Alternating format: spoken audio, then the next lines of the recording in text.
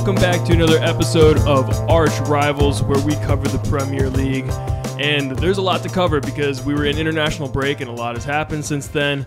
Match week 5 has been absolutely crazy. There's a few upsets depending on what team you root for or what you think is an upset. Man, you sucks. Yeah, it was. I mean, it was one of those weeks where, for the most part, the traditional top 6 and then kind of like 7, I guess, with Newcastle, played teams that they should beat. Yep. And those are sometimes the most interesting weeks because you get late drama in the Tottenham game and the Aston Villa game, and you get some interesting results like the Brighton Man U game. Yeah, and you not to mention just like the top 6 getting matchups that they should win. You also had some bottom feeder teams like Burnley and Nottingham match up, and those are some important points that need to Burnley be picked popped up. its cherry, got its first point of the year. Yeah, good for them. They almost had first 3. Yeah, but we'll get into that. First game of the week this week was Wolves Liverpool. Wolves Liverpool. That was an early 6:30 a.m. wake up call for me. And what'd you guys think of this? It felt like classic Liverpool. Like they just have so much attacking prowess. Like their forward line is so loaded. It is insane. I think that the other areas of the field are definitely not as loaded. I think they look susceptible on defense for sure. They've shown in a lot of the games, not only last year, but starting off this year, like the Bournemouth game, where they will start off the game lackadaisical on defense, concede early, just like they did in this game to Hwang Hee-Chen, who looks promising this year. Yep. And then come back and just demolish a team because their players are just so much better. That was my number one thought. Sorry, Jen, I'll let you go in a second. That was my number one thought about this Liverpool team is when I saw that lineup of Kwanzaa, Matip, and Joe Gomez back there with Andrew Robertson. Yeah. I was like, whoa. That's not a real Liverpool back line right now. Yeah, let me just start this off by saying this is my first episode of the Prem Pod. And unlike the other guys, I don't have a Prem team. I'm a Real Madrid fan. But I do follow the Prem because of our fantasy league that we're in. So I'm very partial to the teams that I have players on. The ones that win me money. Yeah, the ones who win me money. So I do have Diego Jota and Darwin Nunez. So, I love when they start. And honestly, whenever Nunez plays, I feel like they just look so much more dangerous with him on the field. Like, it's insane. I agree. I don't understand why he doesn't start. I think that he doesn't start because Gakpo and Jota and Diaz, like all 3 of the players that would kind of start over him in either the center forward or the left wing position that he could take up, are all just more comfortable in possession. They're like Klopp. I think Klopp as well as Darwin Nunez, both of them have no idea what he's going to do when he gets on the field. Like he is just going out there to inspire, and whether that's finishing absolutely nothing or like burying 2 goals to win them a game out of nothing. I think he's probably the best super sub you could ask for in the league. Yeah, true. Absolutely. And I wouldn't be surprised if he starts against bigger teams, but I think against teams like Wolves, where Liverpool kind of want to dominate the game and they think they will, they'd rather have Gakpo and Jota on because they're more comfortable with the ball in possession. But maybe against like a Man City, you would see Darwin. Throw Darwin up top and have him run at him. Chaos merchant. Yeah. I feel like he's such an effective player because if he doesn't know what he's doing, neither will the defender. Yes, precisely. Just out there just getting after it. Liverpool are pretty hot. They've captured 13 of 15 possible points. Yep. Gakpo with a goal, Andy Robertson with a goal, and then Mo Salah with 2 assists. I know, God, I just hate being able to say Mickey was right, but he before the season even started in preseason, he's like, dude, Mo Salah is in his assist bag, and he kind of has been since the season has begun. I remember that assist that he had against Chelsea, as well as in this game he gets 2. Like he's been less selfish than usual, I would say. He's got 2 goals and 4 assists in 5 matches. That is unreal production out of. I mean, it's not unreal because it's Mo Salah. Yeah, he really is like. Probably, it's honestly the expectation. He might be one of the best right wingers. One of the best wingers? Is he the best winger? I think he's probably a top 3 winger in Prem history. Yeah, in history. I might still have CR7 above him just because of a treble. Yeah. but he's beaten the 30-goal mark, which is insane for a winger. People that have Eden Hazard over Salah need to be executed. Assessed mentally. As a Chelsea fan, how do you feel about those claims? I'm a Chelsea fan, but I'm also like just a fan of the truth. So Mo Salah is clear of Eden Hazard, especially because what happened in the late half of his career. Yeah. Just kind of he just got fat. I don't know what the heck is going on there. But he was, I mean, I will say I loved watching Eden Hazard. He's one of my favorite players to ever watch, of all time. I mean, he's probably the greatest dribbler to ever grace the Prem. In the Prem. Yeah. Yeah. Like, yeah. I would say that's why Madrid bought him. Yeah. And it didn't for work 100 out. something mil. Yeah. Yeah. Like, back when 100 mil was like still 100 whoa, mil. yeah. Like now 100 mil's like Moises Caicedo. No offense to him, but Declan Rice, Moises Caicedo, like they're good players. There's no Eden Hazard in his prime. In his prime, right? Yeah. Yeah. One shout out in this game, Pedro Neto. Oh, like, yeah. 3 or 4 years ago, he looked like one of the most promising young players in the league, like probably top 4 of like young players. And he looked back to his best. That dude was rampant, and he looked just great all around. I'm hoping to see him get back to some form. I think Hwang Hee-chan scored his 3rd goal of the year for Wolves in this one. Yep. And then Neto had the assist on that. But yeah, Wolves, they're still looking like a relegation candidate. The point on Neto, Wolves have scored 5 goals this season. Neto has assisted 4 of them. And Hwang Hee-chan has scored 3 of those 5. Really? So it's a 2-man wrecking Yeah. crew. Yeah. The other guy who's supposed to be a big part of that Wolves team is Cunha. Yeah. And Matheus he Cunha. received like a perfect pass from Pedro Neto in like the 34th minute. Absolute sitter. Could have gone up 2-0 on Liverpool. And instead, just I honestly don't know how you miss it. Dude, as a Liverpool fan, I think if As a I'm a Liverpool Liverpool fan? fan, Oh, wow. if I'm a Liverpool fan, I don't think I'm worried if we go down 2-0 to like anyone except for a top 6, top 7 team. Because like against tired legs, they're players that like will come on up top, Darwin Nunez and stuff. I could kind of bank on them scoring too. Scary. Yes, it's man, really it is scary. deadly. I mean, Wolves look to be the better team in my opinion for the first 40 minutes of that game. Yeah. Somebody who did not look that great for Liverpool, McAllister.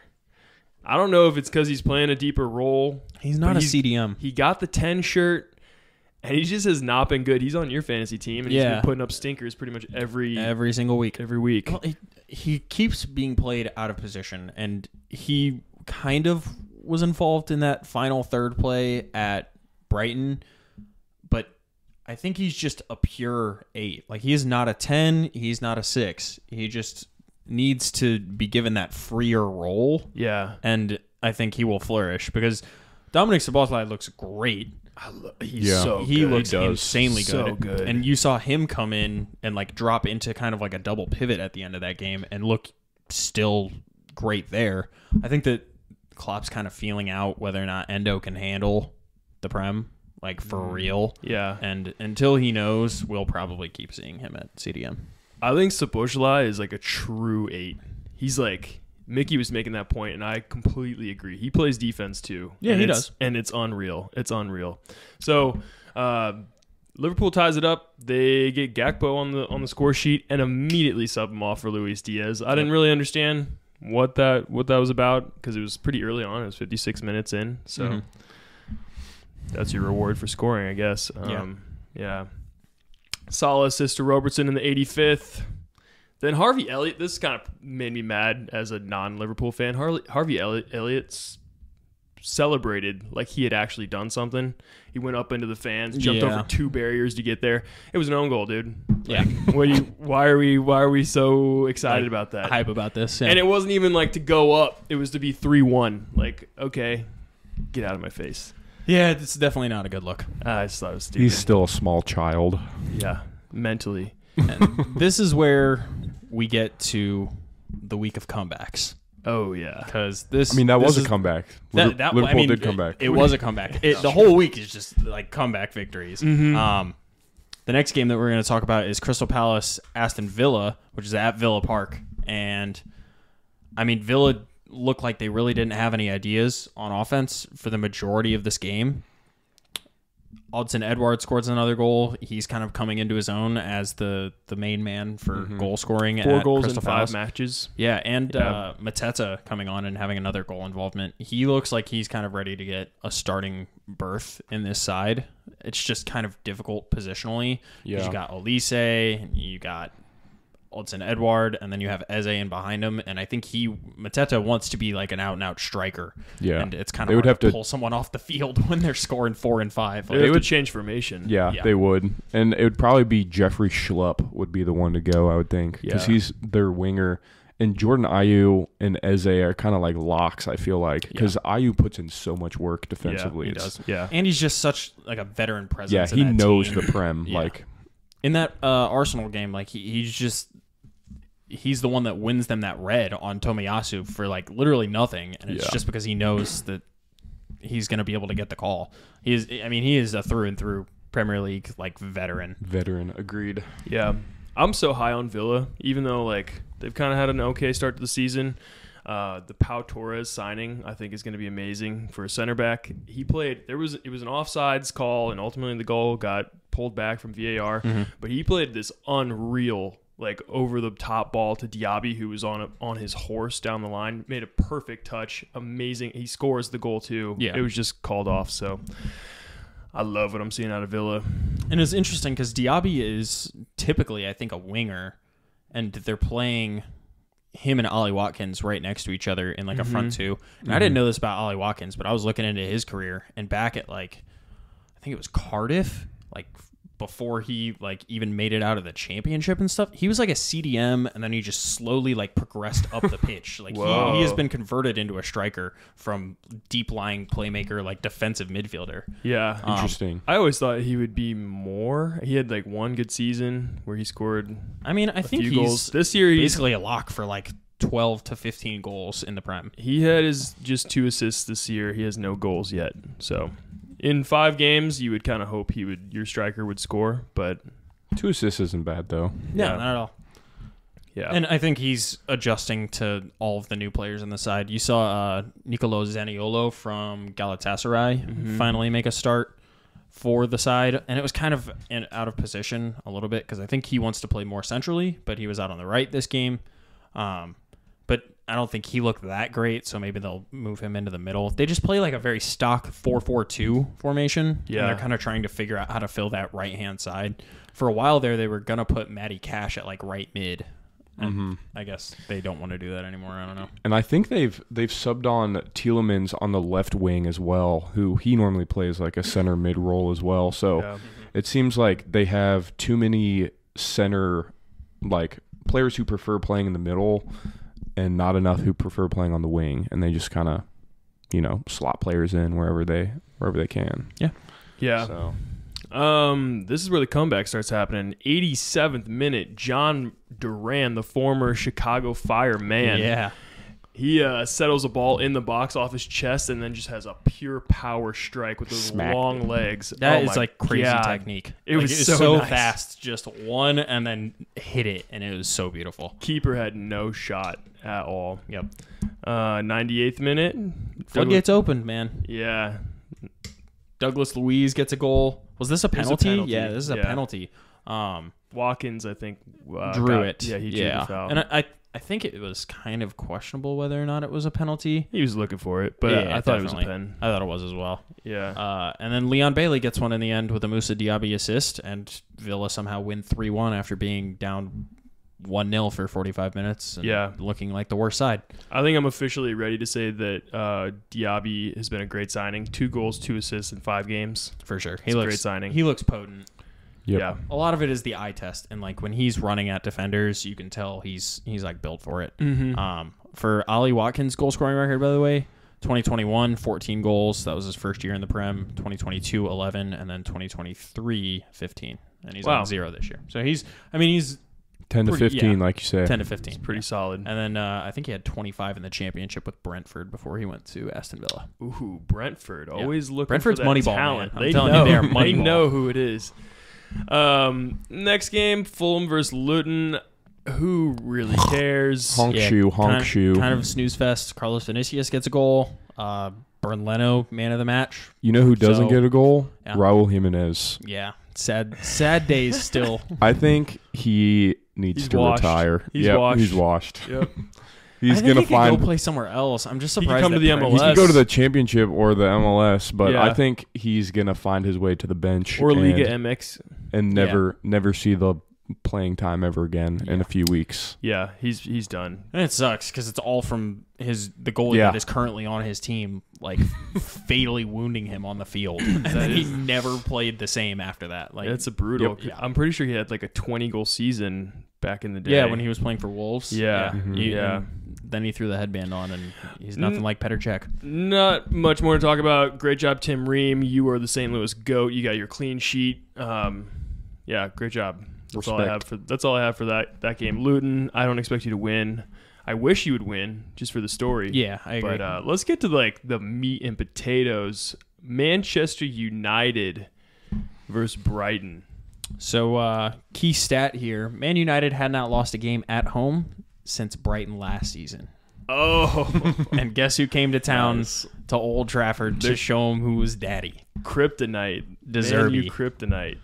Yeah, I mean, Man U actually looked like the better side in the first 15-ish minutes of this game. Brighton kind of seemed off of their laurels, and they also played a really weird lineup, like something you wouldn't expect, with Danny Welbeck up top after Ferguson just scored a hat trick for them against Newcastle. Adam Lallana in the cam spot. yeah, They rather had than six. Solly. They had 6 changes for their starting lineup. Yeah. Adingra came into the side, and he looks amazing. I think he is like. Does he play off of the left? He played on the right because Solly March wasn't in the lineup. I thought it was they were like resting him, but it turns out Solly March had a knock. I think same with Evan Ferguson. Oh. I think and Estupinian. I think they all. I thought they were They all being all had rested one? for the Europa League. I thought they game either have on came Tuesday. back. I thought they either came back late from international duty or they had like slight knocks and maybe they didn't want to risk it. Yeah, But I mean, yeah, you're right. They do have what Europa League or are they? Europa League on Tuesday. So Europa League. Yeah, But he looks amazing, and he's actually a left winger, and it like feels horrible because he was insane for them. I think for their like second team for a while, and has looked like the real deal. But he has Karu Matoma like sitting in front of him, who, if there wasn't like a great wealth of left wingers in the world, like Yeah. Karu Matoma would have left already, but City has Grealish, and then they just bought Doku, and Real Madrid has Vinicius, and PSG Rodrigo. has Mbappe. Yep. Like, no one's buying left wingers. Everybody wants a right winger. So Yeah. Karu Matoma's just going to stay there for as long as he needs to get the big move, and Adingra's going to have to figure it out on the right. I think he's figuring it out. I mean, he Yeah. put in 85 minutes of a solid shift, got an assist. I believe he assisted Danny Welbeck's goal. He did. Yeah. Danny Welbeck's goal in the 20th minute. It's coming, and a lot of the goals that they concede in this game are from Christian Eriksen not tracking a runner from midfield. Like, if you just watch, it's Christian Eriksen's dude. Like, he's supposed to be tracking back, and he's not.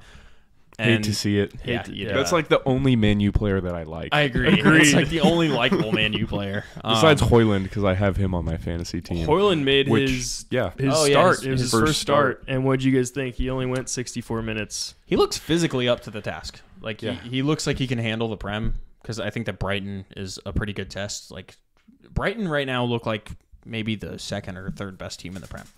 Yeah. Like, That might be stretching it, but they're definitely like very a good. top 6 side. Yeah, as of definitely right now, top for 6 sure. I mean, Um, Chelsea, Man U are not top 6. Yeah. Yeah, I hate to say it. I mean, this is Man U's worst start, I think, in Premier League history. Losing 3 out of 5 to start the league is probably their. I don't know if it is for sure their worst start, but I can't remember a time in my life that they've ever lost 3 out of 5. So I saw a lot of Marcus Rashford slander on the TL this week. I felt like he was the only like semi-dangerous player for Man U that whole game People were saying that he was too selfish and he never passed the ball. because his team sucks. I mean, I think both of those things are true. But he also did. I thought he looked more selfish than his team looked like they sucked. Because I think if he fed Hoyland agree. a little bit more, then there could have been something there. Because you saw they scored a goal that That was called ultimately back. was called back. Yeah. But every single time he comes down that left wing, he is just looking to cut in. And no matter how many players, there were times where there were like 3 or 4 Brighton defenders in front of him, and he's like, I am blasting this into you guys. Yeah. And it maybe also they kind of had some growing pains possibly Oh, for due sure. to their new formation that they had to use because Anthony and Sancho both having their off-field issues. Yeah, Anthony beating women. Yeah, allegedly. But Anthony it's looks three like women. looks like a guy that drinks some Monster and just starts punching. You know. Yeah. Doesn't look good when three different women are coming claiming out, the same thing. And I mean, he's dropped from Brazil. Yep. Like, it seems pretty much like he's in the wrong. I don't know. I'm not gonna damn him before. Yeah, the I court agree. Innocent does, but until proven guilty, I Yeah, suppose. It's definitely not the Greenwood situation. Like when the Greenwood situation happened, like there was evidence on like Twitter of like videos where they were just, oh, you really said that and did that. But there's no actual evidence. Man U is just kind of a joke club right now. Dude, they're a shit show for like PR and you can talk about those both domestic violent like abuse issues off the field, but then you also have like in-house stuff with Jadon Sancho and Ten Hag. Mm-hmm. I don't know if you guys talked about that last pod. No, we didn't because it hadn't happened yet. Technically, we watched the game and then there was no Monday game that week, so we filmed right afterwards, and we didn't hear about the Sancho news. It's just a stupid situation. As a coach, you should just lie and say like he's injured or he wasn't feeling well. You never throw your own player under the bus. That's just like a guaranteed. Ali Marmol did it with Tyler O'Neill. You just never do it. You never throw your player under the bus. Yeah, it's a horrible idea. Jose Mourinho is known for doing it, and it never works out well. Like Yves Bassoon or who was the midfielder he threw under the bus when he was at like Tottenham? I forget his name. He was Ndombele. Was it Ndombele? Yeah, the French midfielder that they bought. Guy. Yeah, he hated him. He just threw him under the bus, even though he is a very talented player that they spent like 50 mil on. Yeah, better than Oliver Skip, that's for sure. That's for darn sure. Speaking of talented midfielders, Pascal Gross looks like a top 8 midfielder in the Prem. I feel like every time we hop on this pod, we're like, he's the next guy getting sold. Like, but it's just a different guy every time. It is Matoma, Pascal Gross, Stupinian. Gross just made his German national team debut, and he's 32. Really? Yeah. Wow. Well, he's definitely not getting good for sold him. because he's 32. Yeah. But he uses that pace to his advantage because in this goal, he looks like he's going in slow motion for this fake shot and sends Lisandro Martinez for a fucking hot dog, man. It is disgusting. The butcher. Yeah. The butcher. Got butchered. Cutting up glizzies because he couldn't stop anyone on Brighton. Yeah. Yeah. Last thing I feel like we'd be wrong to not mention it, is Tariq Lamptey steps in for Stupinian and gets 2 assists. So classic Brighton. Literally, Next man up. Doesn't matter who we put out there. They're gonna put in a solid shift and just get sold the next year. For I remember millions. Lamptey was playing under the Potta era. Mm-hmm. Yeah, a while ago. Yeah. And he was doing exactly what he did in this game, just playing super high-flying football and assisting people all the time, and then just drop from the team, don't hear about him, and here he is again. Yeah. Well, he was hyped up to be like, I mean, I'm pretty sure he's only like 22 or 23 now. Yeah, he's super young.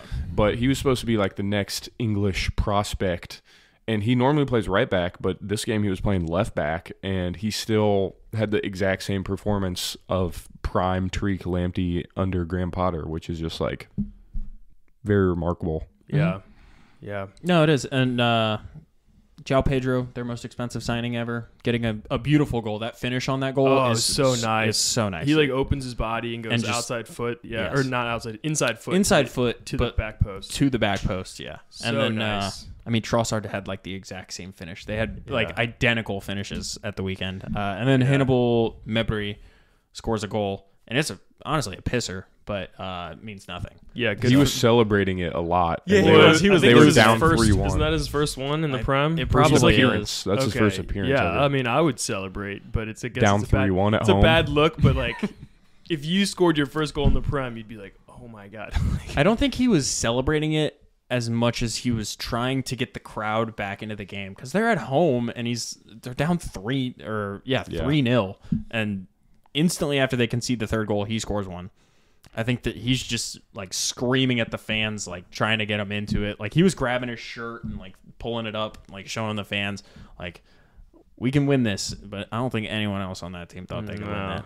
Dude, Man U's in so much trouble because they got UCL that's about to start up, and they got injuries all over the place. Mount's out. They just Wan-Bissaka just got hurt this past game, too. Wan-Bissaka's hurt. Like, they are in trouble. Sergio Reguilon from Tottenham. He looked pretty good. Yeah, he looked all right.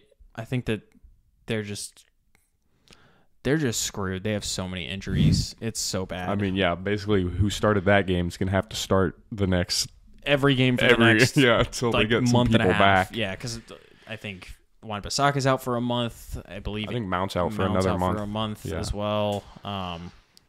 Luke Shaw's out for, I think, longer, like 2 or 3 months. Varane was out for 2 months when he got his injury. So it's just sad times. And they got the Champions League coming up. Against Bayern. Yes, tomorrow. Against Bayern. They're about to fucked. get. Yeah. It's over. Yeah. It's over for Man U. That Sorry. So sad for We them. might have to start putting them in the Luton category. Like, I just don't care. Yeah, Who them cares? and Chelsea. Maybe. Honestly, we'll get there. Yep. We'll get there. Next game on the Tottenham? sheet. Speaking of in the Luton category, Sheffield United against Tottenham. Yeah. And surprisingly, Tottenham looked like they had no answers this game. They were trying for damn near 2 hours to score and couldn't. And Gustavo Hammer, actually a really beautiful finish off the inside of the post. I was watching this one, flicking between this and the City game just to kind of hopefully watch some teams lose because, as an Arsenal fan, I want to see City lose. I want to see Tottenham lose. Sadly, I sat there and watched them have the latest comeback in Premier League history. Well, I thought, like, once this Hammer goal goes in, 73rd, I'm like, all right, Sheffield's looked pretty solid. They can close this out. And never would have guessed that. You know what key unlocked the defense? Richarlison. Never would have guessed Goal that. and assist off the bench. Oh, my gosh. Hey, Dude. man, I'm happy for him. I am too, but why isn't he doing the chicken dance? He scores like once a year. He needs to... I'm just glad he didn't take a shirt off because I think that would have like continued his like downward spiral if he had done that again. He wouldn't be such a easily dislikable character if he didn't go from being like kind of good and like a villain. Like nobody liked him, but he was good, so you had to kind of respect him a little bit at Everton. At Everton, yeah. And then he went to Tottenham, and he's just shit, and he still acts like he's kind of I'm good. the best Yeah. striker. Like, he was bitching more than anyone you would see on the field about fouls when he was at Everton and just, like, acting like an asshole. But kind of worked. Everton was the villain to, Liverpool. And, I don't know. I'm actually happy to see him back in the goals. Yeah, me as too. As much as I hate Tottenham. I felt bad for him. Yeah. I mean, amazing. And then there was another amazing goal for Kulusevski in the freaking 100th minute. 100th minute. Latest Premier League comeback ever. And we're seeing a lot more of that with the additional stoppage time rules. Yeah, I'm happy they're doing that because it really, like, there's so much time wasting. So, but great goal by Kulusevski. He's been kind of like okay this season. What is his stats looking like? Let me look this guy up. He just looks kind of out of ideas whenever he's faced in one-on-one situations. He doesn't really want to cut in, and it doesn't seem like he's that comfortable going down the line. I feel like he's really best used on counterattacks. And I agree. when the opposing team is like back in front of him, like he's just gonna pass the ball backwards. Yeah. Which, that's fine. Tottenham's kind of a counterattacking team anyway. So Brennan Johnson made his Tottenham debut in this game and scored a goal that ended up being offsides. Honestly, a nice goal, and I would not be surprised to see him coming in on that right wing slot for Kulusevski soon.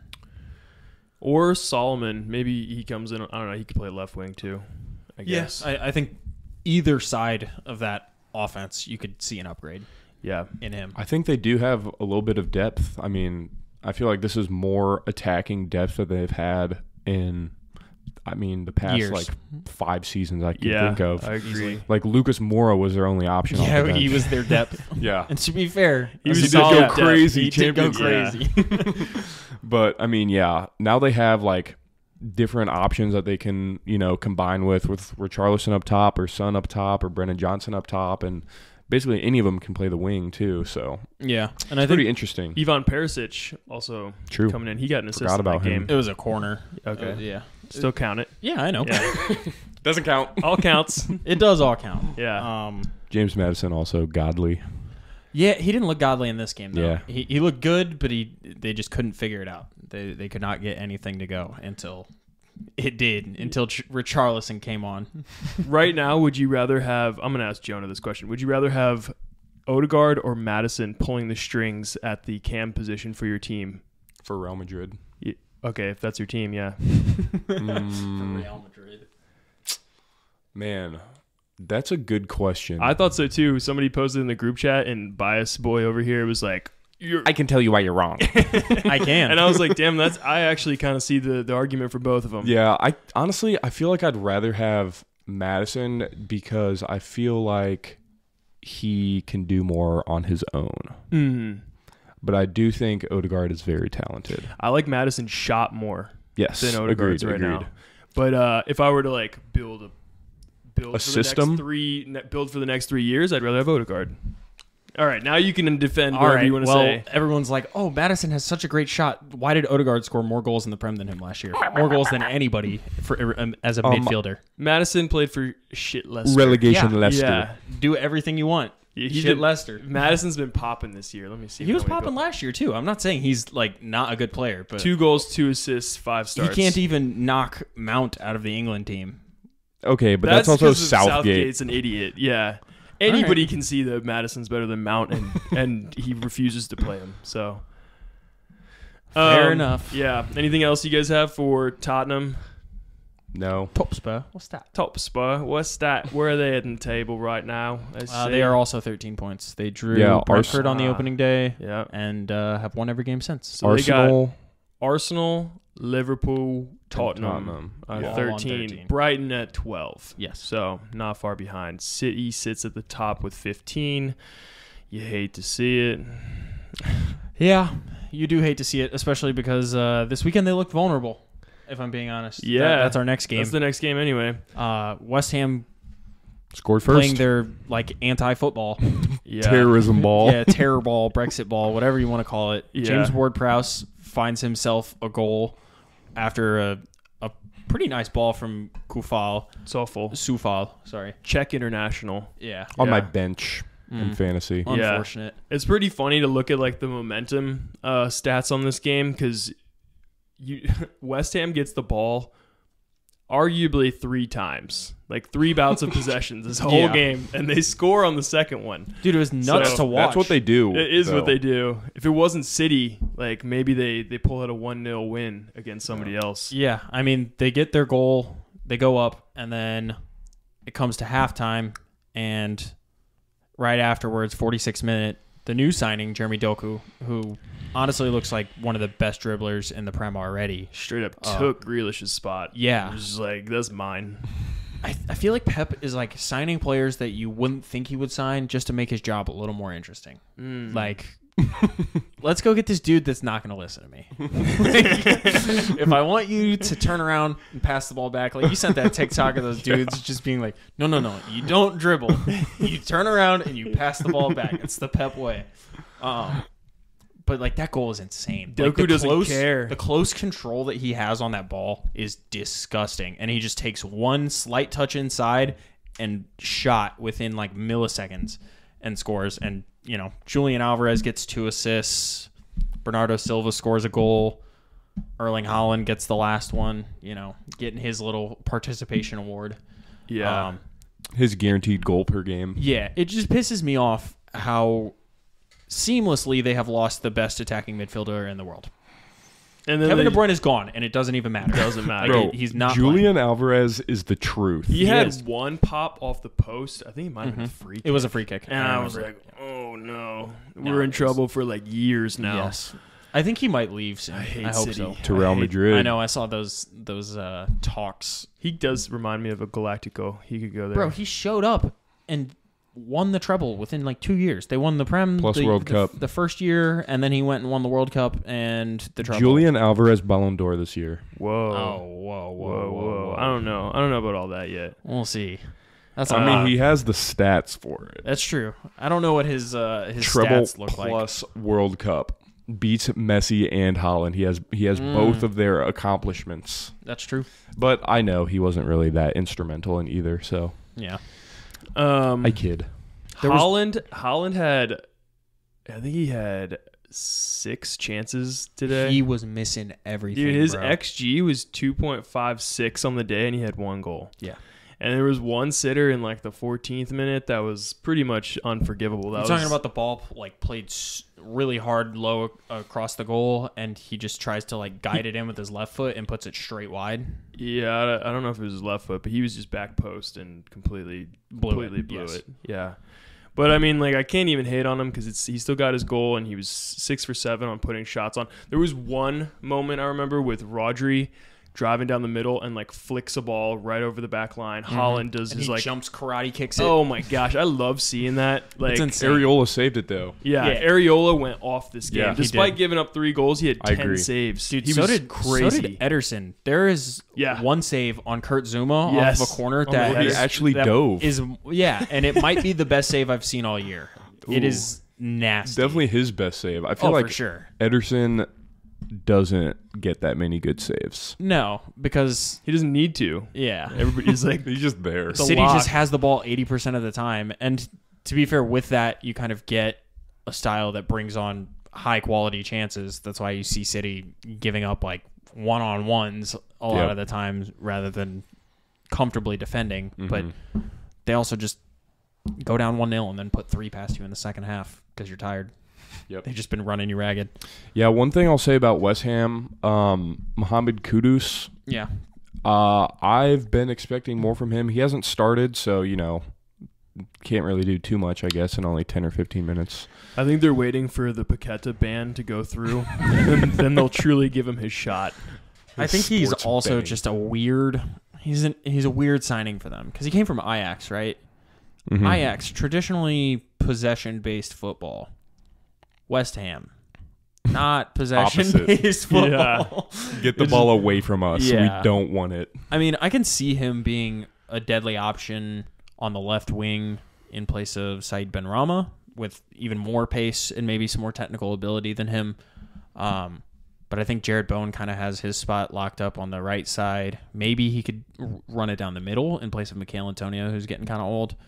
But he did get his first minutes. Is that what you were mentioning? Yeah. Mhm. I think this was his second game, but yeah, I mean, he hasn't really done too much in his limited appearances. I think Mikel Antonio's been doing pretty well though this year. He has. He's got 3 goals, I believe, but so looked pretty non-existent in this game. He had like one-on-one opportunity. Ederson snuffed it out. Yeah. Yeah.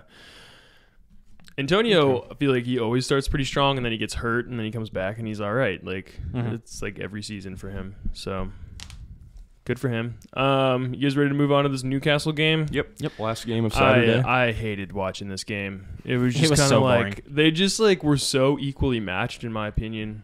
And then Newcastle gets some like garbage little penalty. I don't know. Yeah, it was kind of stupid. Like the goalkeeper comes out and is like pulling up his legs, like he's not trying to foul Anthony Gordon. I'm pretty sure that was Anthony it. Gordon. Yeah, Anthony Gordon. And I hate to see that given as a pen because he's like he's actively trying not to do it. Gordon's doing everything he can to just like run into the keeper. I mean, he still gets in his way. I think it's like too many mistakes following each other for it to not be a penalty. I think just that, hate like, to see that game get decided by that penalty. Like it was so equal. It was really equal. I think there was like a goal that got called back where Callum Wilson is just like holding the goalie's arm while he tries to jump up and punch it, and then it falls to him and he just kicks it in.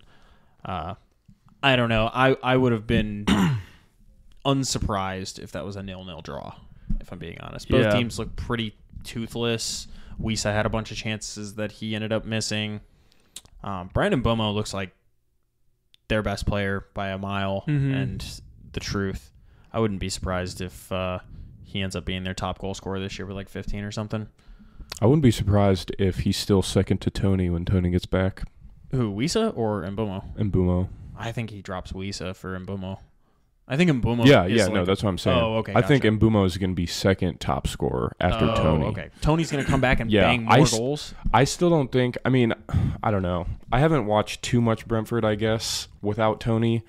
But I know whenever they had him, Mbumo just like, I don't know, they're just not the same player. Tony scores way more goals. Oh, yeah. He's He so might much have just better. taken a step up this year. Yeah, it's also true. possible. Stepped up with while they're missing him. Wilson had a nice penalty. That's all I have to say on that. I don't know. It was a nice penalty. There was a lot of squad rotation for the Newcastle team. I think that's anticipating the Champions League tie they have on Tuesday, Wednesday. Yeah. Yeah. I don't know exactly who they're playing, but they are in group of death, so it doesn't really matter who they're playing. It's going to be I think they're difficult. playing AC Milan, but this win, I think, will definitely boost their confidence going into that game. Yeah, especially you're going to after see they lost their past 3. Yeah. So you're going to see their full strength team, I think. Probably who played at the weekend? I think the only midfielder of theirs that played at the weekend that might start in the week Bruno. game. Yeah, it was Bruno. You saw their full strength defense for the most part. I don't know. Maybe we'll see Lewis Hall come in, but They definitely didn't start Isak, which Yep. is a major one. did not start Isak. Started Harvey Barnes and Anthony Gordon. I honestly wouldn't be surprised to see Anthony Gordon play again at the midweek I too. think he will. He seems like, as much as I hate him, he just looks like I'm player 100% I would hate. with you. Yeah. He runs hard. The Yeah, dude is. he does look good for Newcastle. Yeah. He's somehow. a cheap version of Mudryk. I think Mudryk. I Is think a he's cheap better version, is than- an expensive version of I feel cursed. Anthony Gordon. Yeah. You just cannot say anything good about Chelsea No, on this I podcast can't. right now.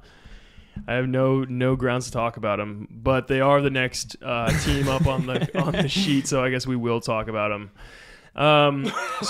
Super shitty is all I have to say. Not a fun game to watch. No, it wasn't. Like, Chelsea didn't have like any attacking options. Gallagher had a moment that I remember. Yeah, where Mudryk, who actually looked like probably the most Their best likely to player. make something happen for Chelsea at the weekend. Yeah. He burns a couple players in the midfield because he's playing like a left wing back position in this game, I believe. And then runs it into the box and cuts it back across, but just kind of like blasts it across, and it hits Conor Gallagher like in his private area, I think. It goes out rather than going into the back of the net. I have nothing to defend this team. Like, Enzo Another Fernandez shit. has done nothing. Like, he's supposed to be a creative maestro. That has not worked out. I thought Nicholas Jackson was the truth in preseason.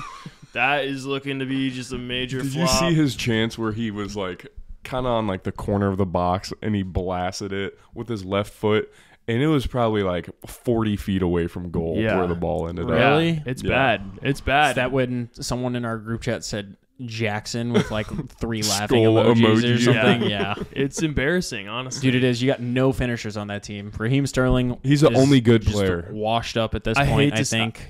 And he's still their best player. That's Yeah. the crazy. He is.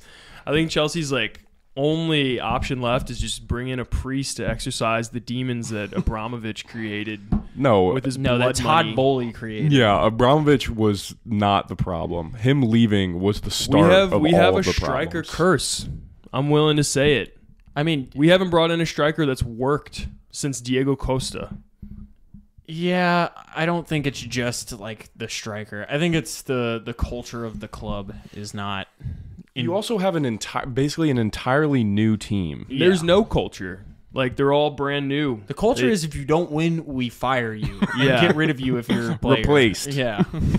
Oh, it didn't happen yet. It reminds Replaced. me of like Darth Vader, like choking out his own like Yeah, it's his Todd own Bowley. generals, and I'm like, dude, that is not how you run an effective club. It's just Effective not how it government. works. I mean, dude, if Chelsea are not in the top half of the table by December, I bet you Poch gets fired. They just need to stick it out. I Like, think agree. so, too, I think if you're like- gonna do it, just give him like 2 years. Like I said 2 that about full years. I said that about Graham Potter. I said that about Tuchel. I Yeah. said that about Poch. Like, what? I said that about Lampard. Like, just give somebody some control. time. Yeah, Just a like, little some bit of time. consistency. Pochettino is the most proven out of any of those managers that you've had. Yeah, I think After firing Tuchel, I yeah. think Tuchel. Yeah, But he was Abramovich. yeah, that's true. He was an Abramovich hire. So once they fired him and they brought in, whoever, like, I don't know. I think Pochettino is their best coach they have, Dude, and it's they so just need funny to me that I think wasn't the reason Tuchel ended up leaving Chelsea was because Todd Bowley was like, I want you to like call me and tell me what you think about the team on like the weekends and stuff. And he was like, dude, I'm not doing that. No, it was Tuchel wouldn't let Todd Bowley in the locker room. Yeah, that's what it was, which I feel like is fair. It's very fair. I don't want the owner in the locker room freaking out my players. Or freaking out me because I'm on the chopping block if I'm the manager. I'm a trillionaire, and I'll get rid of you just as fast as I can burn this $500 in my hands. Yeah. Just lights it on fire. If I had to give one positive for Chelsea. Let's hear this. Yeah. I got to hear what this You got one 1 is. point instead of 0?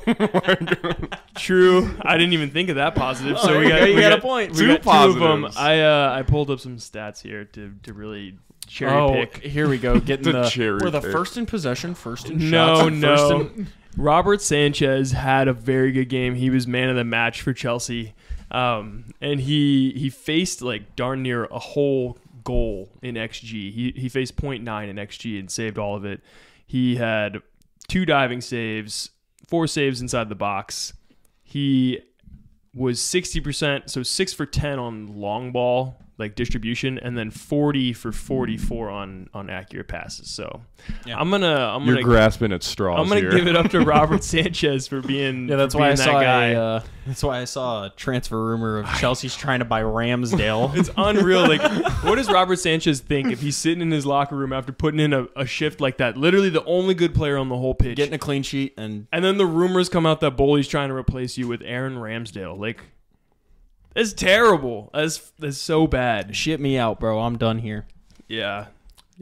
Speaking I'm done of- talking about this. Speaking of Aaron Ramsdale, dropped from the team. Yeah. Arteta makes his big decision coming straight off the international break, and I don't know if it has to do with any of the players that played on the international break. Saka obviously started, but Arsenal, I'd say this is probably our best performance that we've put in. We looked like we dictated the game more than any of the ones that we have played thus far this year. I still can't say it was a convincing performance because we still couldn't put the ball in the back of the net. And Kedia was kind of a ghost in this one. I don't know. What were your guys' thoughts about this game if you got to watch it? I have first half thoughts and second half thoughts. Do you want to hear both? Sure, why not? They're quick. First half thoughts. This game is boring as fuck. Second half thoughts. This game is boring as fuck, and Arsenal are not legitimate title contenders. Okay. And who wrote that? Is that you or is that Mo? That's me. Okay. Yeah.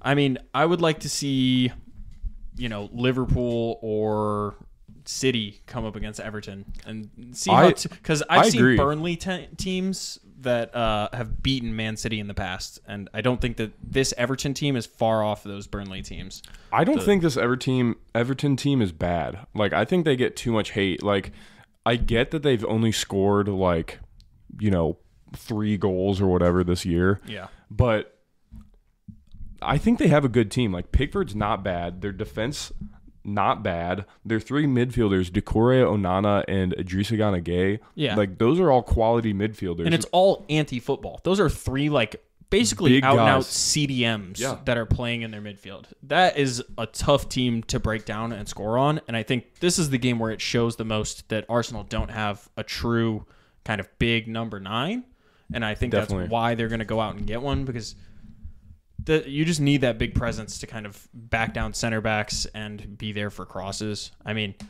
did you have anything more constructive than they don't look like legitimate title contenders? Because they're still up there with everyone. Everton is in the relegation zone right now. They're in the same conversation as Luton, Burnley, No, that's not going to Sheffield. last. Don't worry. Trust me on this All one. right. All Because right. listen. Dwight McNeil been hurt the entire year. Jack Harrison, their new signing, hasn't played yet. They just got Beto to compete with Calvert-Lewin, who's been, complete ass the past year. Yeah, coming off a big injury too. So, I think they're going to turn it around. I think the competition between the 2 strikers, or they just play 2 strikers out and out, I think they are going to start scoring, especially with the help from their, attacking wingers who are actually going to start playing now. I don't think they're going to be at the. They're not getting relegated. I don't You can think they're going count to on get it. relegated either. I think that, I don't know, this sets up nicely for next weekend, because next weekend is the North London Derby, and Arsenal are supposedly underperforming their current aspirations, and Tottenham vastly overperforming Yeah. what their aspirations are. That'll be Although- the true test for Arsenal. I think it's the true test for Tottenham. Why are we acting like it's a test for No, Arsenal? Arsenal. I think it's a hated how test they for looked. both. I think. Yeah, I like, think it let's be is, honest. but like, I think Arsenal's going to win convincingly. That might end 2-2. This is the first team that Arsenal's going to play that is going to actually try to do anything other than put Defend. 10 behind the ball. Like, Yeah. teams are treating Arsenal like they treat City, which is like, we're just going to sit here until you make a mistake that we can hopefully capitalize on. I was kind of thinking similar thoughts. Watching Arsenal play is a lot like watching City play in the sense that like Arsenal have the ball the entire game. It's very possession based. Mm-hmm. But what I will say is that Arsenal don't pass the ball between their center backs as much as City does. Yeah. Like they'll at least try to like work it to Saka or Martinelli, and they'll actually have like the freedom to either cut inside or try to beat the man down the line. I think that's a result of us being less clinical in general than Man City is. I think they have a higher quality up top. Haaland, he's going to bag goals, and if he's not going to, like Julian Alvarez is on fire right now. Bernardo Silva will pop up with one, and you're seeing like a poor run of form from Martinelli. Gabby Jesus isn't in the team, but Nketiah hasn't looked great, and Saka, who is not in a good vein of form right now. He's got an assist and a goal on the year, but we don't have that established goal scorer, and it's not like we can go out and buy one. I'm hoping Gabby Jesus comes back into the team and provides that fluidity and some goals, but we just have to try harder to score goals because we're not as good as them up front. Why has Nketiah been starting over Jesus? Is it still Jesus has injury? been hurt, yeah, so he's coming back. I think it's fitness as well as, Arteta, among, I'm sure, other coaches, probably reads a lot into the stats. Nketiah has the second highest XG in the league in terms of starting players. But he's finishing it, though. I agree. No, that's the big problem. I think Nketiah and Gabby Jesus both underperformed their XG last year by like 5 goals. So Yeah. Here's why I don't like the City Arsenal comp is because they both possessed the ball this past weekend like 70%. Arsenal possessed it 74%. Mm-hmm. City possessed it like 68%. City had 29 shots on goal. Yeah. And Arsenal had 13. I just feel like you guys just don't generate the same amount as City does for having the ball that much. I mean, that's a fair. I'd like to. That's go also look why at, I think it's boring. Like I'm like, well, if you're gonna have the ball, at least like shoot the ball like City does. Yeah, I don't disagree with that at all. I mean, last weekend, I don't know what Cities normally look like. I'm assuming they're around like 23 or 24 shots a game. I think that's like average for like first in the league for the most part. But I mean, they're just better than us right now. Like we are not in good form. I don't think we look like a complete package. Fabio Vieira came in, and I'd say he looked better than Havertz, but I still don't think he was the guy that I kind of want to see in there. I'd like to see Smith Rowe get a run in that team, honestly. Interesting. Yeah, because Havertz doesn't look like the solution, and neither does Fabio Vieira. What about Trossard? He came in. Well, yeah, he might have did. to play on the He left. might have to play on the left. Yeah. Were there any news on Martinelli's injury? I'm not sure, but yeah, he pulled up with like something. I think it looked like a hamstring. Yeah, that's what it looked like to me. But I think the other big talking point from the weekend is that like after the game in the press conference, Arteta was talking about how like last year he didn't have the balls to pull his goalkeeper at like Halftime? at like the 65th minute. Why when he wanted to that? like see a game out, just get like a more pure shot stopper in. And I was like, bro, What? what? You're gonna is he waste talking a about? sub in No, the middle? Yeah, well, I mean, you get 5 now, so he's like. Dude, Still crazy. Dude, I think he's talking about like genuinely playing David Raya as the number 1 for like 65, 70 minutes of a game, and then putting in Ramsdale to like see it out if we're He's winning. doing Dude, too much that's now. He's doing way too ridiculous. much. That's Dude, he's doing more than Poach. Poach has other He's issues. not doing enough. He's got other issues, bro. You can't. No. Don't sub your goalkeeper. I agree. I think it's mid-game. stupid. That's who's doing that. That's ridiculous. I think it might be just like a shot to kind of see if Ramsdale will like step up and play better, because I don't think he's been that good recently. Well, my thing is like I don't think it's really a big deal that he benched Ramsdale. Like they spent all this money on Raya. Like Yeah. you got to play him sometimes. Like And I think we are, because we have Champions League. yeah. Like Ramsdale's going to start the Champions League game, I'd assume. Who knows? I don't really understand the point of getting 2 goalies and you're going to play like one in the Prem and one in the Champions League, I and agree. then when it switches. Like goalies Well- can play 2 games in a week. It's not that big a deal. Yeah. Yeah. Well, this is Arsenal's first win at Goodison Park in 3 years, Yeah. which is pretty impressive, I guess.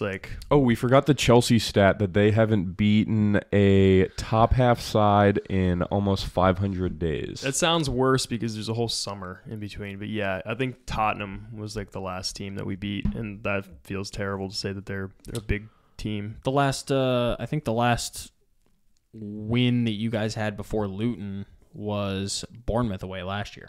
Yeah, 6 wins in 2023. I get it. My team's shitty. They are. All right, we're moving on. Moving on. Nottingham Burnley. Yeah. Last game of the week. That happened this afternoon, and I had an interesting stat on this one because I was watching it and I was like, why is this so spread out? This shit is like free flowing. I love watching this. And then like everybody has like room to work. It's because the Prem doesn't have standard size pitches. And I started looking into it.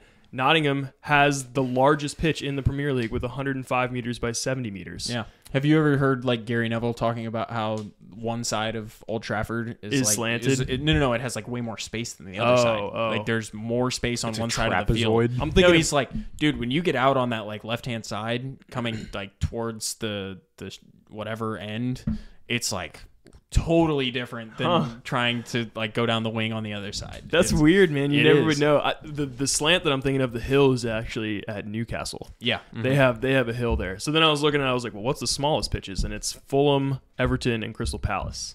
They have the smallest pitches. So way different game, actually. It literally changes how you watch that. What did you guys think of this game? What did you think of Nottingham? And Nottingham have brought in a bunch of new signings. Sangare, I think, looked good. He's a PSV midfielder that they brought in, and I think he was kind of being touted as maybe a signing for like a top 6 kind of caliber club, and they ended up getting him before the deadline, which was crazy. I'm glad Burnley gets their first points, but I don't think they deserved to really win this game. I think Nottingham definitely looked like the better side. What do you I think? don't know. I think it was pretty back and forth. yeah, it really was. Honestly, Burnley was unlucky. I thought Burnley was unlucky to lose this or to I think not that get 3 handball points. call is rough. I agree, dude. I was think it's like, harsh. man, like he's not trying to touch that ball with his hand, and he like barely. I don't know. He barely Was does. that the like, goal that was disallowed? Yeah, in like Serge- the 75th or Burge? whatever. Sander Burge? Sander Burge? Burge. No, Sander Burge to Lyle Foster. Yeah. Yeah, but Burge was the one who assisted that. Yeah. Yeah, it's just that's a tough call Very right there. tough call to make. And then later on in the game, Lyle Foster ends up getting sent off. Yeah, And for just like an elbow. He was angry in the box. Yeah, he and just like threw it an into elbow. someone's chest or something. Yeah, Awkward. pretty Yep. much the game right there. I got something Chelsea can brag about. I know you do. I was bragging about it Go today. for it. That's all I got. That's all I have left. The former Chelsea man, Callum Hudson-Odoi, made his start. I think this was his whole debut, his debut. actually, for Nottingham Forest, and he puts in 71 minutes and he bags a beautiful goal from the cutting in from the outside, It was from disgusting. right at the top of the 18, goes back post, goes in off the top. In off the back post, so Yeah, I don't think you can place that better. Like, No. it's just perfectly a placed. wonder goal. Mhm. Yeah. Absolute wonder goal.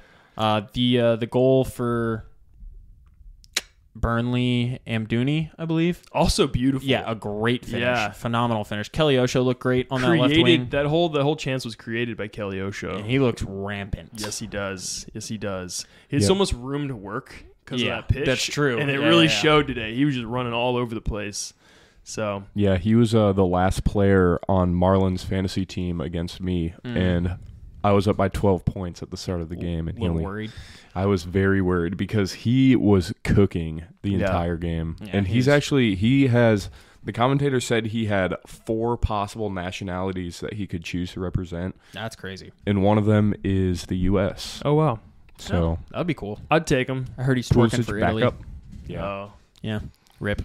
I think that their right back for Nottingham was looking rough. I didn't get to like watch a whole lot of this game. I was at work, so I had to like listen to a live stream of a Nottingham fan like talking about the game while it like showed like the play-by-play where it's just like pass by this person, pass by this person. He was Montiel was looking rough. Yeah, he was but getting it was toasted. also Koleosha looking good. Yeah. Isn't that Argentina's right back from the World Cup squad? It Yes. is, yeah. Yeah. They just signed him, I think, deadline day. He only he made looked it bad. He only made it 53 minutes. They need so. he had a Serge yellow. Aurier back.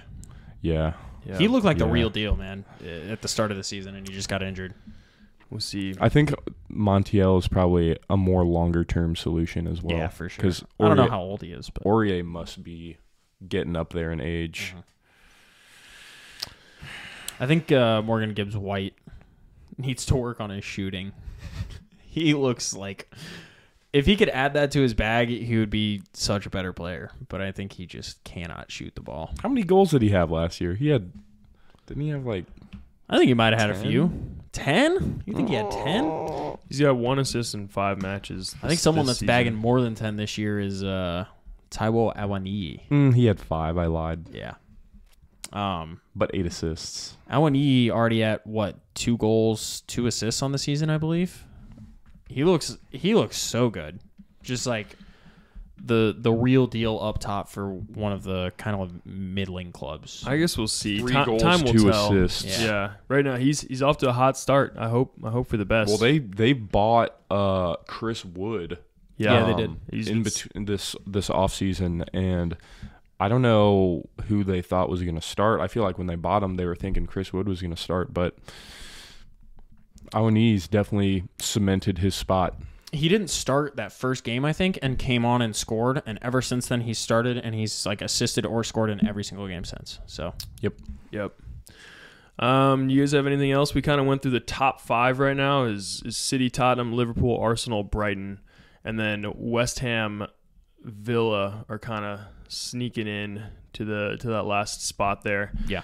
If you want to talk about people who root for teams Should on this, be we good, got but aren't. Newcastle down in 6th. You mean Or 12th? with 6 points, they're in With 6 12th. points, Yeah, they're in Newcastle 12th. with 6 points, Chelsea with 5 points in 14th. So I don't really want to hear it from Mo. I'm not allowed. He's not allowed to hate on. Can't forget Chelsea. Man U's in 13th? Yeah, so it's just it gets sandwiched between Dude, Mo that's and That is Mo and my crazy. team. God, it's really hard to believe. It is, Just but looking they at are it- so shit. Yeah, this table is kind of unreal for me. Yeah, Chelsea So, and Bournemouth are honestly like same level. after this weekend, I guess so. 0-0 tie. Sounds about right. Can't honestly, really defend. I think that Newcastle kind of has an out in this conversation too, because they've played like they've had hard City teams. and Brighton and Aston who else? Villa, Aston even though they Villa, beat Aston And Villa. beat Liverpool, Liverpool, Brighton, City, Brentford. They haven't played City yet. Yeah, they have. They lost 1-0 Oh, did they? Oh, I gotta go further back. right there. City. 1-0 lost to City, Yeah. and then they beat Aston Villa. All right. Yeah, They've had like pretty a rough- really tough run of games. Yeah, they and I have. think it gets a bit easier from now on. I mean, obviously, see we're here. gonna run into Gotta some be. other hard fixtures, but You know who hasn't had a tough run of fixtures? Chelsea Chelsea. and Man U. We're about to run into it, and it's gonna get about to get ugly. ugly. It's gonna get real ugly. relegation Isn't candidates. it like that man. kind of like end of September into October run of fixtures? It's like just October. City, Arsenal. It's like 6 games in a row. Yeah, it's just like 6 of the top 8 or I'll 9 rattle teams. it. I'll rattle it off for you if you want to hear it. It's pretty bad. We got Villa, Brighton, Fulham, Burnley. Okay, here's where it gets bad. Arsenal, Brentford, Tottenham. It's really City, October. Newcastle, Brighton, Man U. Yeah, God. it's just not looking good, bro. Ooh, the Man U Chelsea scrap. Huge, Battle. huge bottom half of the table battle here. Relegation fodder. Oh, man. Yeah. And then we get Everton for maybe a breath of fresh air. I don't know. Guarantee Everton wins that Dude, game. if Everton beats Put Chelsea, money on it right now. I'll put $5 on it with Chris, you right you need now. to stop making bets. I know. I'm Literally, really. we were watching the MLS game the other day, and he goes, "I would bet my life savings on Chelsea beating Bournemouth tomorrow." Look what happened, people. Wasn't that? I didn't bet my life savings, but I did lose money. Bet all the money in the account. Yeah. $3. Yeah, I know. It wasn't Yeah. much. All right. Do you guys have anything else? Ian, you've been making some lock bets. Didn't you win some money recently? Yeah, I did. I made a parlay of like all of those top 6 teams winning except for Brighton. Brighton beating Man U, and I won like a few $100s on that one. I thought it wasn't going to cash because Aston Villa were down 1-0 in like the 90th, and Tottenham was down 1-0 in the 98th minute. I was like, this is nuts. God was looking and then out for you. I also bet on the draw today between Nottingham and Burnley, so that was cool. You got that one right too? Bet $20 on it. Dude. Yeah. Give me some of that magic. All right. Well, I don't know. I think that's all I have. Do you guys have anything else? I think this weekend we will try to get out to the Amsterdam for the North London Derby to get some content for the game. Yeah, I know there's like a lot that. of Tottenham fans here in St. Louis. I'd like to piss you off. Like to kill. Yeah. If you want to see us, we're going to be out there. We're going to be asking some questions. You might have a chance to win some money. We'll see if that's in the works. But make sure you like, comment, subscribe. Check out our socials at First Touch Media. And tune in for our next episode of Arch Rivals and Soul of the City. Peace. Thank you for watching this episode of Arch Rivals. Make sure to check us out on YouTube at First Touch Media. And all of our socials are at First Touch 314. Thanks for watching.